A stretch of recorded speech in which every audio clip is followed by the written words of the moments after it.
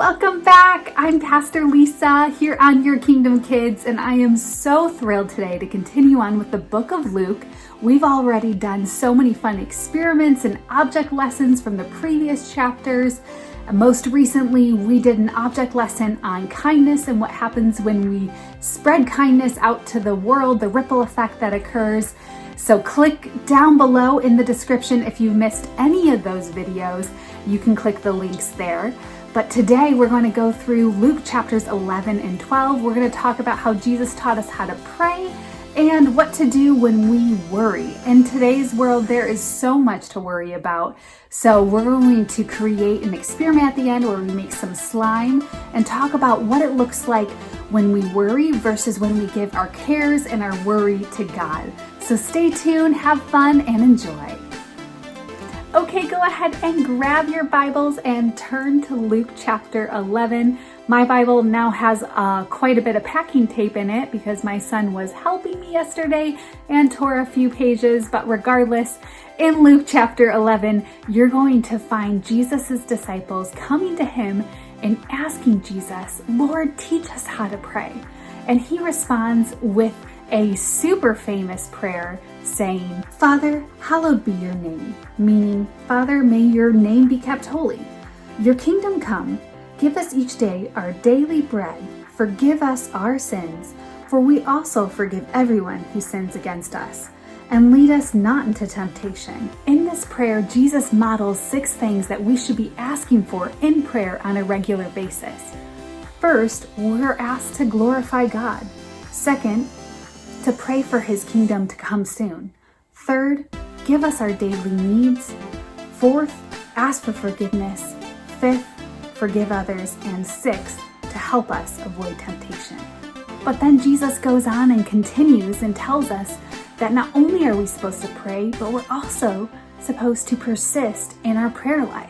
And he continues on with this story. Suppose you went to a friend's house at midnight wanting to borrow 3 loaves of bread. You say to him, "A friend of mine has just arrived for a visit and I have nothing for him to eat."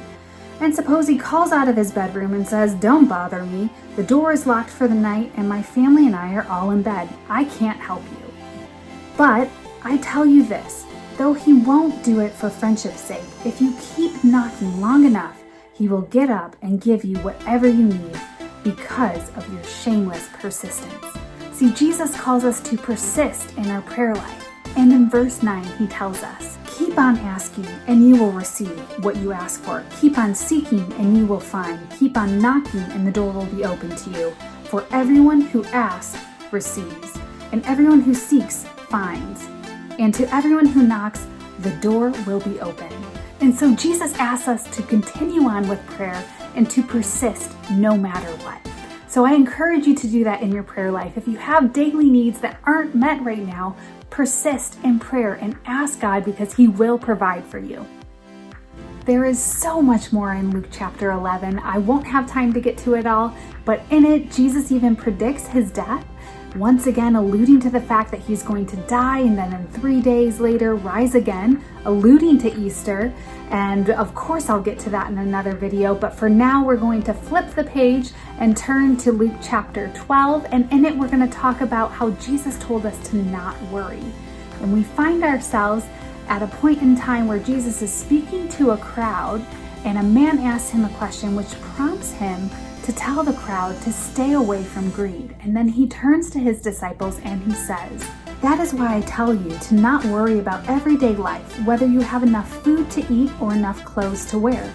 For life is more than food, and your body more than clothing. Look at the ravens. They don't plant or harvest or store food in the barns, for God feeds them. And you are far more valuable to him than any birds. Can all of your worries add a single moment to your life? And if worry can't accomplish a little thing like that, what's the use of worrying over bigger things?" Then he points to the flowers and how they don't make their own clothing, but yet are still clothed beautifully, and says, "Hey, look, if God's going to provide for them, he's going to provide even more for you." And he reiterates that we are called to not be concerned about what we eat or what we drink or what we even wear, because those are things that people who don't follow God are consumed with, constantly thinking about how their needs are going to get met. But we as Christians, we are called to realize that our Father in heaven loves us and cares for us and is going to provide for us. But how? In verse 31, Jesus says, "Seek the kingdom of God above all else, and He will give you everything you need." So there's the key right there. We're supposed to seek God above anything else, and He's going to provide for our daily needs. And God is not sitting up in heaven annoyed, wondering, how am I going to provide food for Johnny? No. See, the Bible tells us that He is overjoyed or finds happiness providing for our needs. In verse 32, it says, "So don't be afraid, little flock, for it gives the Father great happiness to give you the kingdom." And the chapter before this, Luke chapter 11, is the key of what we're supposed to do instead of worry. And that is to pray.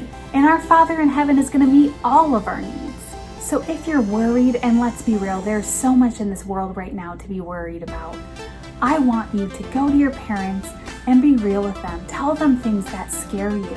And together pray and give your cares, give your worries to God. And He's going to fill you with peace that surpasses all understanding. And even more than that, He's going to provide for your needs. He's going to take care of you because He loves you and He wants to do it. Today we're going to have some fun and we're going to make some slime, or as some people call it, oobleck. And we're going to make the slime to represent what it's like when we worry versus when we give our worry and our cares to God in prayer.